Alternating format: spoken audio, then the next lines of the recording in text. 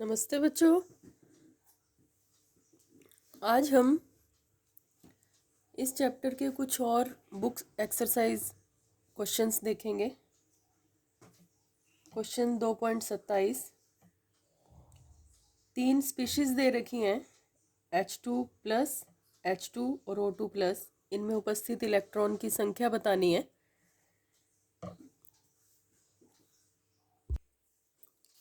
सबसे पहले है H2+। H2+ में इलेक्ट्रॉन की संख्या देखने के लिए पहले हमें H2 में इलेक्ट्रॉन देखने पड़ेंगे और उससे भी पहले सिर्फ H में। H2+ वास्तव में इस प्रकार बनता है, एक हाइड्रोजन और एक हाइड्रोजन ये आपस में जुड़ते हैं तो बनता है H2।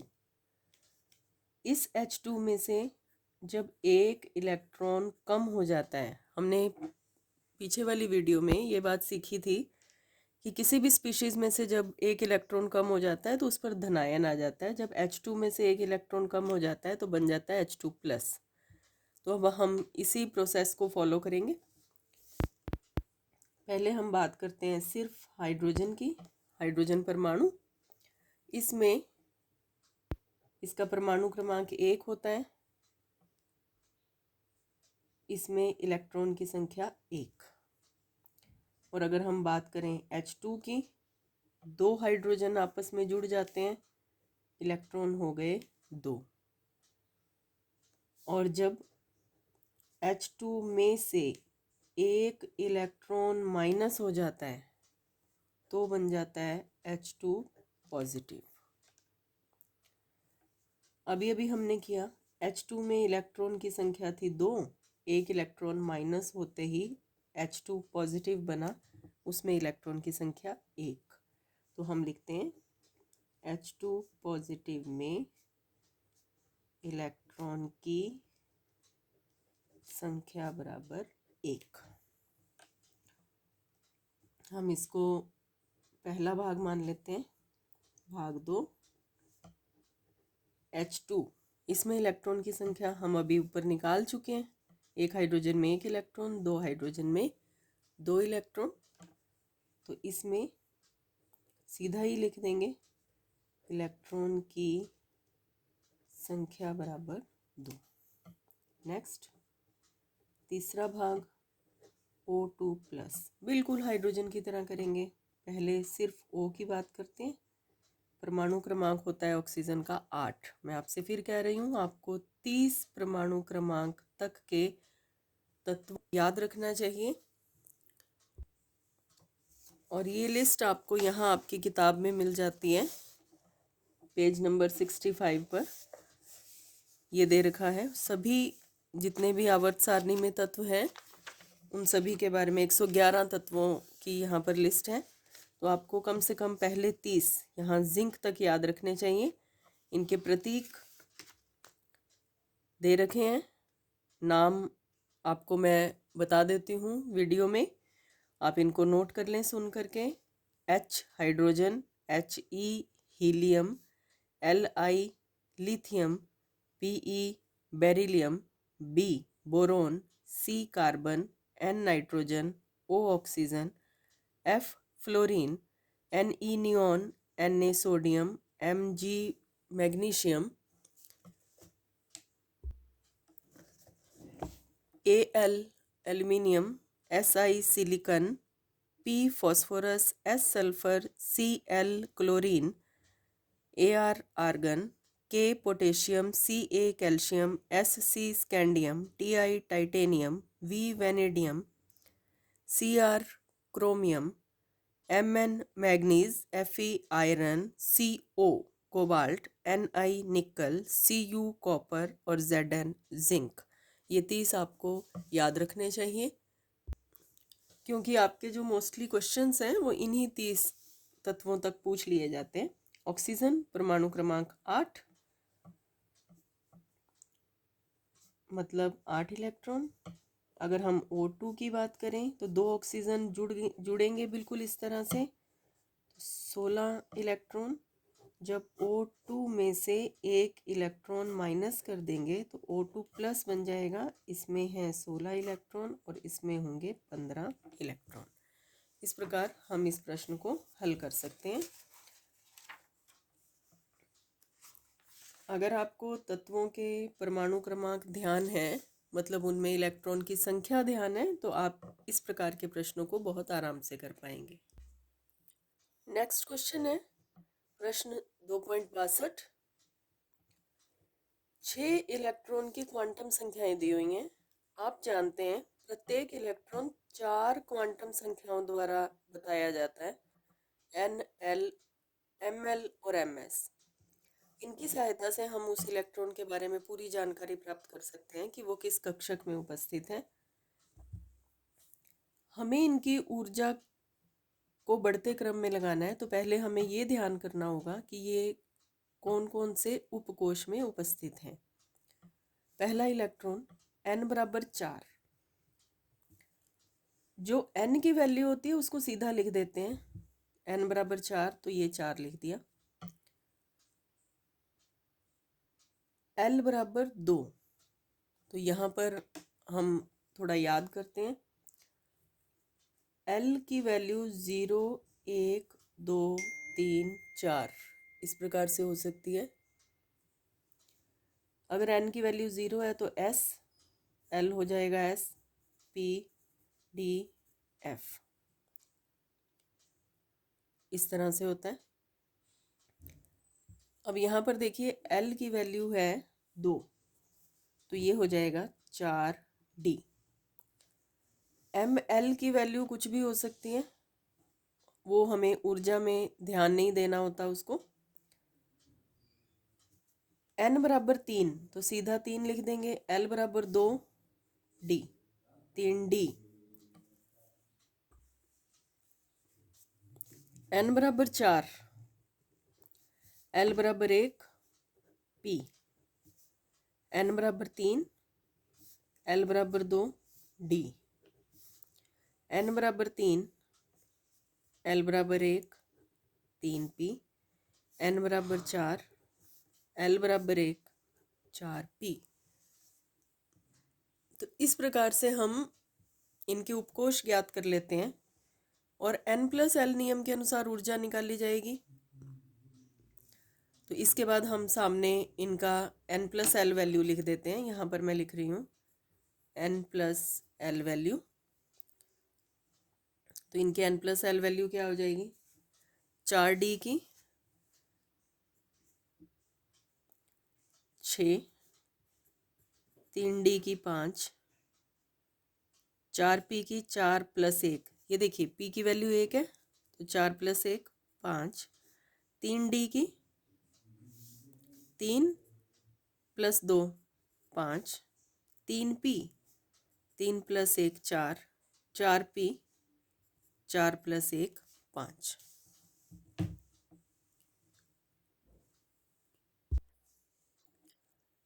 ये n+l वैल्यूज आ गई।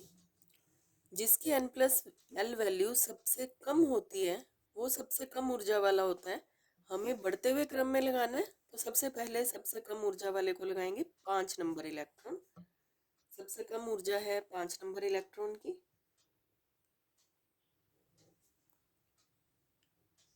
इसकी ऊर्जा सबसे कम है तो हम ये निशान लगा देते हैं। इससे ज्यादा ऊर्जा, अब ये हम कर चुके। 5 n+l वैल्यू वाली 4 हैं इलेक्ट्रॉन, ये भी 5, ये भी और ये भी 5। अब इनमें से सबसे कम ऊर्जा किसकी होगी? n+l नियम में हमने पढ़ा था कि जब n+l वैल्यू समान आ जाए तो जिसकी n वैल्यू थोड़ी होती है वो कम ऊर्जा वाला माना जाता है। अब इसमें 2 तो 4 वाले हैं और 2 हैं 3 वाले, तो 3 वालों की ऊर्जा कम मानी जाएगी। तो हम यहाँ लिखते हैं 3d, और ये भी 3d है। ये 2 नंबर और ये 4 नंबर। 2 नंबर इलेक्ट्रॉन बराबर 4 नंबर इलेक्ट्रॉन, ये दोनों बराबर हो गए लेकिन 5 से ज़्यादा है। इनसे ज़्यादा ऊर्जा होगी 4p और ये भी है 4p। दोनों 4p 4p हैं तो इनकी ऊर्जा समान रहेगी। ये है 3 नंबर इलेक्ट्रॉन बराबर 6 नंबर इलेक्ट्रॉन, और सबसे ज़्यादा ऊर्जा रहेगी 4d, ये है इलेक्ट्रॉन नंबर 1। ये इनका क्रम हो गया, बढ़ते हुए क्रम में हमने लगा दिया इसको।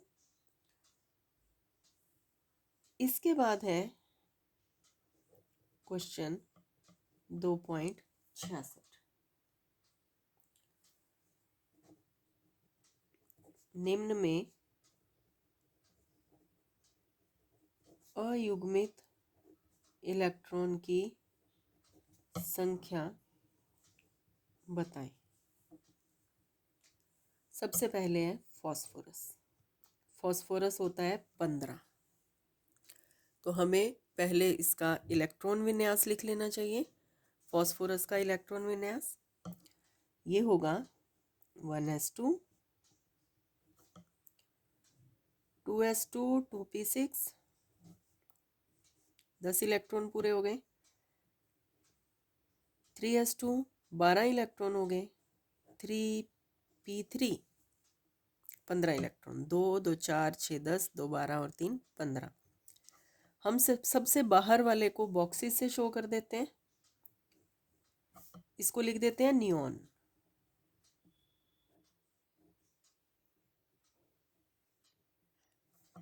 नियॉन 3s2 को ये हो गया 3s, और 3p इस प्रकार से हो गया।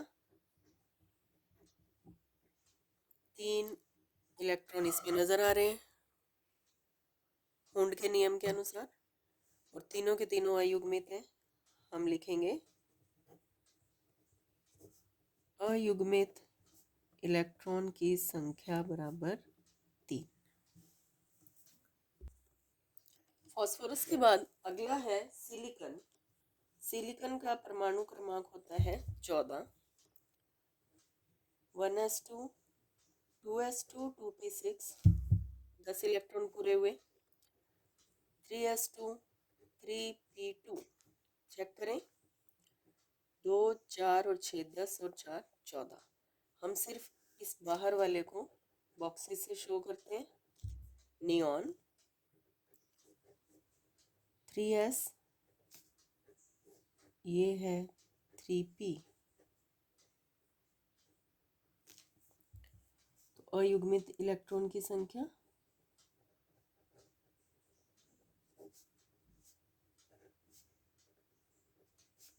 2। सिलिकॉन के बाद ये बी पार्ट था। सी पार्ट है क्रोमियम, परमाणु क्रमांक 24। इसका अगर हम इलेक्ट्रॉन विन्यास लिखना चाहें, 1s2 2s2 2p6, 3s2 3p6। आप पीछे वाली वीडियो निकाल करके इसको चेक करना। इलेक्ट्रॉन विन्यास हमने यहाँ पर 3d5 भरा था और 4s1। काउंट करेंगे, 10 12 18 19 और 5 24। अब हम इसको बॉक्सेस में शो करते हैं। हम ये शुरू वाला जो सारा है, इसको 18 जो इलेक्ट्रॉन है उन्हें हम आर्गन से शो कर सकते हैं। सिर्फ 3d बना लेते हैं, और ये है 4s। 4s में केवल 1 इलेक्ट्रॉन है, और 3d में 5 इलेक्ट्रॉन है। टोटल अयुग्मित इलेक्ट्रॉन आपको नजर आ रहे हैं। अयुग्मित इलेक्ट्रॉन की संख्या बराबर 6। डी पार्ट आयरन, परमाणु क्रमांक है 26। क्रोमियम से 2 ज़्यादा हैं सिर्फ, तो हम इसको आर्गन की रेफरेंस में लिख लेते हैं। आर्गन 4s2 3d6, 18 और 2 20 और 6 26। अगर हम इसे बॉक्सेस में शो करना चाहें तो ये है आर्गन, ये 3d, ये 4s। 3d में 6 इलेक्ट्रॉन हैं। अयुग्मित इलेक्ट्रॉन देखिए, ये भी जोड़ा है, ये भी जोड़ा है। अयुग्मित इलेक्ट्रॉन की संख्या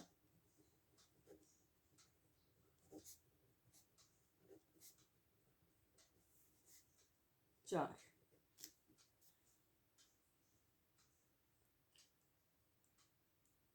इसके बाद दे रखा है क्रिप्टॉन, परमाणु क्रमांक 36, आर्गन में 18 इलेक्ट्रॉन हो गए, यहाँ लिख देते हैं हम 18, नियॉन में 10। इसके बाद 18 इलेक्ट्रॉन और एडजस्ट करने होते हैं हमें, तो पहले 4s में जाते हैं इलेक्ट्रॉन, 4s2, 3d10 और 4p6। सारे के सारे कोश भरे हुए हैं, जितनी उनकी कैपेसिटी थी सब भरा हुआ है। तो अयुग्मित इलेक्ट्रॉन की संख्या बराबर नील, 0 संख्या है, कोई इलेक्ट्रॉन नहीं है। नेक्स्ट और लास्ट क्वेश्चन कर रहे हैं, 2.67। n बराबर 4 में उपकोश, n बराबर 4, चौथे कोश में कितने उपकोश होंगे? हम जानते हैं कि किसी भी कोश में उपकोश की संख्या होती है, L बराबर होता है 0 से n-1 तक। n की वैल्यू है 4, तो इसमें होंगे 0, 1, 2, 3, 4 उपकोश। नेक्स्ट पार्ट है इस क्वेश्चन का, ये था क भाग। ख भाग देखिए,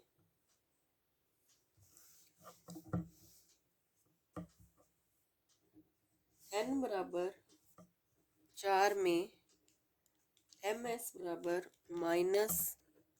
-½ वाले इलेक्ट्रॉन की संख्या। तो हम लिखेंगे n बराबर 4 में कुल इलेक्ट्रॉन, 2n² सूत्र होता है कुल इलेक्ट्रॉन निकालने का, 2 गुणा 4 का स्क्वायर मतलब 16, 32 इलेक्ट्रॉन टोटल होंगे n बराबर 4 के लिए। टोटल इलेक्ट्रॉन होंगे 32 और उसमें से आधे इलेक्ट्रॉन -½ वाले होंगे।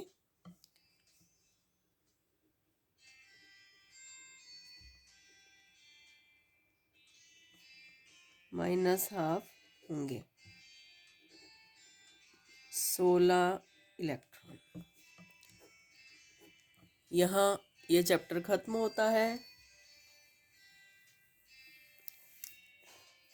हमने ये चैप्टर पूरा कर लिया, जितने क्वेश्चन ज़रूरी थे परीक्षा की दृष्टि से और आप कर सकें जिसको, आसान क्वेश्चन भी हमने कर लिए।